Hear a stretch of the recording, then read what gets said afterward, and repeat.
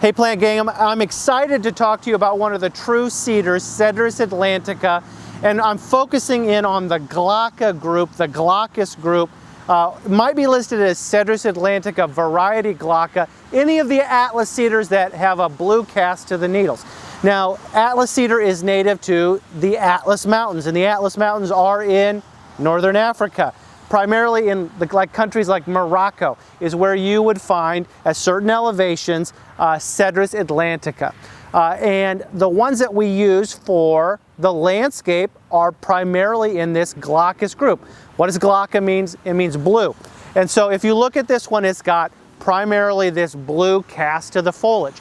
The one that I'm actually standing next to is a fastigiate variety, one that's also not just blue, but it's got a narrower habit than the species. Now, the straight species of this plant is going to be a big plant, 60 foot tall, maybe in some cases 40 to 60 foot wide, really depending on the tree itself. And they grow pyramidal, and then as they get some age on them, they start to flatten out.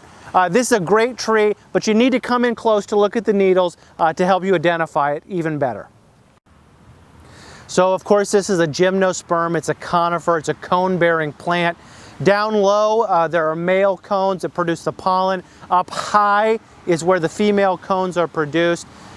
One thing I always tell people, if you're identifying this against the other true cedars, the needles tend to be more in almost puffs compared to the other cedars. Short needles in kind of circular puffs is a great ID characteristic. That glaucusness, or that blue, kind of comes from a waxy coating that's on the outside of this. And the buds that are on here are stacked buds, and so those needles just kind of stack on top of each other, and you'll see those stacked buds form over time. Beautiful in particular in new spring growth with new blue foliage coming out. This tree is just so majestic in maturity as the canopy starts to flatten out. Great landscape uses for different cultivars. There's a lot of cultivars out there. You can actually find dwarf cultivars, columnar or fastigiate cultivars, one that fits a lot of landscape situations. It's going to like good drainage. That's going to be one thing that it really prefers, is more sharply drained soils. But overall, it's a pretty forgiving plant, one that you can add to a variety of situations. Loves to be in full sun, loves space to grow. This is a great one to consider for any landscape.